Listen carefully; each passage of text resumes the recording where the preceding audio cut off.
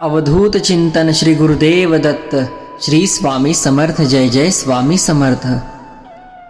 श्री गुरुचरित्र अध्याय 4। श्री गणेशाय नमः। सिद्धयोगी नामधारकाला दत्त जन्माची कथा सांगू लागले। ते म्हणाले, वत्सा, सृष्टीच्या उत्पत्तीपूर्वी सर्व जलमय होते. नंतर त्यात हिरण्यगर्भ निर्माण झाले. हिरण्यगर्भ म्हणजेच रजोगुणाने उत्पन्न झालेला ब्रह्मा. त्याला ब्रह्मांड असेही म्हणतात. त्याची 2 शकले झाली, आकाश आणि भूमी.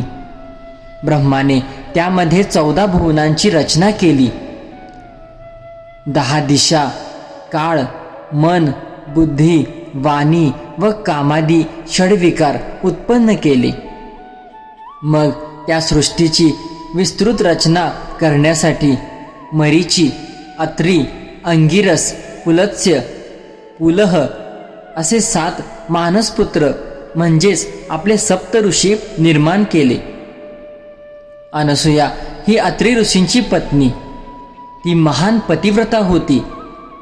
पतिसेवेने तिचा पुण्यप्रभाव इतका वाढला की त्या पुण्याईच्या बळावर ती स्वर्गाची स्वामिनी होते की काय अशी देवांना चिंता वाटू लागली.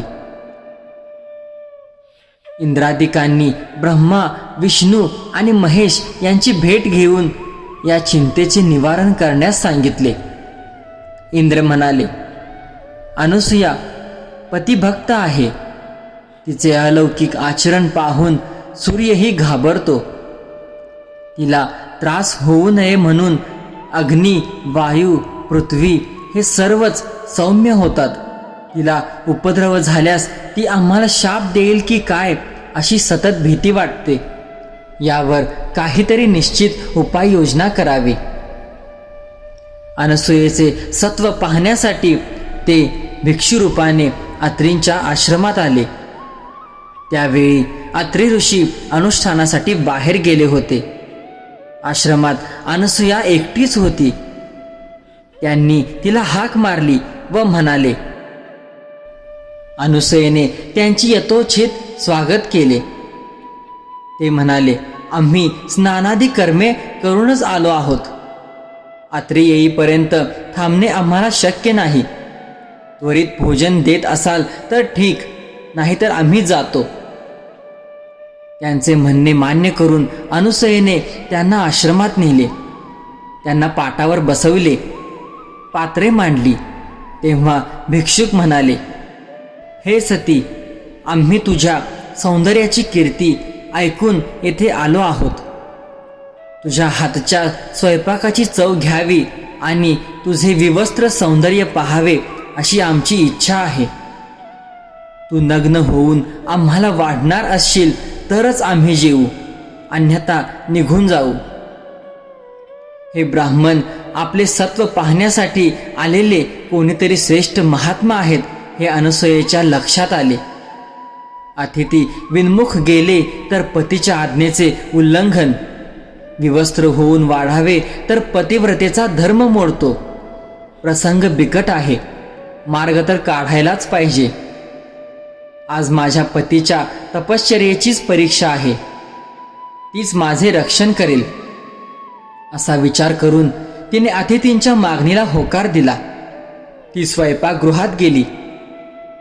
तिने विवस्त्र होऊन पक्वान्नाची पात्रे उचलली व माझ्या पतीची तपश्चर्या श्रेष्ठ असेल तर हे 3ही अतिथी लहान बालके होतील असे म्हणून ती बाहेर आली.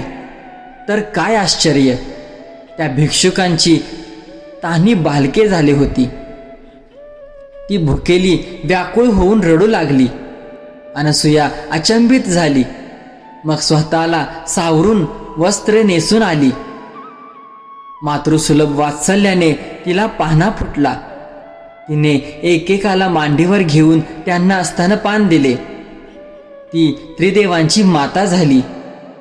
तिने तिघांना न्हाऊ माखू घातले आणि पाळण्यात घालून निजवले.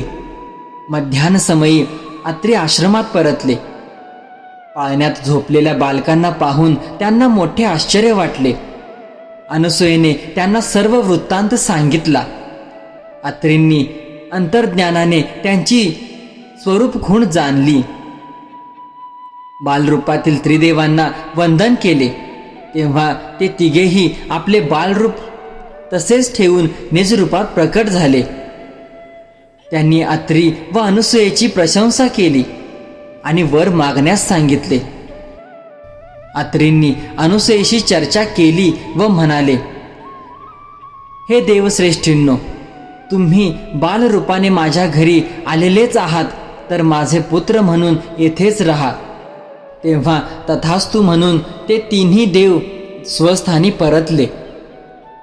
अत्री अनसूयेने त्या बालकांचे नामकरण केले. बालरूपातील ब्रह्मा, विष्णू, महेश्वर यांची अनुक्रमे चंद्र, दत्त आणि दुर्वास अशी नावे ठेवली. काही काळाने दुर्वास आणि चंद्र मातेसन्मुख उभे राहिले. दुर्वास म्हणाला, आई, मी तीर्थयात्रा व तपश्चर्या करणार आहे, मला निरोप दे. चंद्र म्हणाला, मी तारांगणात राहून तुमच्या चरणांचे नित्य दर्शन घेईन. शीतल चांदणे पसरवून सर्वांना सुख देईन. पृथ्वीवरील वनस्पतींचे पोषण करीन. विष्णुमूर्ती दत्त तुझ्यापाशी राहून तुझी सेवा करेल. अनसूयेने त्यांना जाण्याची आज्ञा दिली. विष्णू दत्त रूपाने अत्री आश्रमी राहिले. ब्रह्मदेव आणि शंकर यांनी आपापले दिव्य अंश त्यांच्या ठायी स्थापन केले. तेव्हापासून दत्त हे अत्री अनसूयेचा पुत्र आणि श्री विष्णूंचा अवतार असूनही दत्तात्रय म्हणून एकत्वाने राहिले. ते दत्तात्रय महाप्रभू हाच गुरुपरंपरेचा मूळ पीठ आहे. दत्त जन्माची अद्भुत कथा ऐकून नामधारकास अपार धन्यता वाटली. तो सिद्ध योगींना म्हणाला, हे मुनी, आता मला दत्तात्रयांच्या अवतारांविषयी सविस्तर सांगा. तर स्वामी भक्त हो, हा होता श्री गुरुचरित्रातील 14वा अध्यायाचा कथासार. असेच प्रत्येक अध्यायाचे मराठी भाषांतरीमध्ये कथासार तुम्हाला आपल्या स्वामी उपासना या चॅनलवरती ऐकायला मिळणार आहे. तरी आपल्या चॅनलला नक्की सबस्क्राईब करा व जास्तीत जास्त शेअर करा. धन्यवाद. अवधूत चिंतन श्री गुरुदेव दत्त.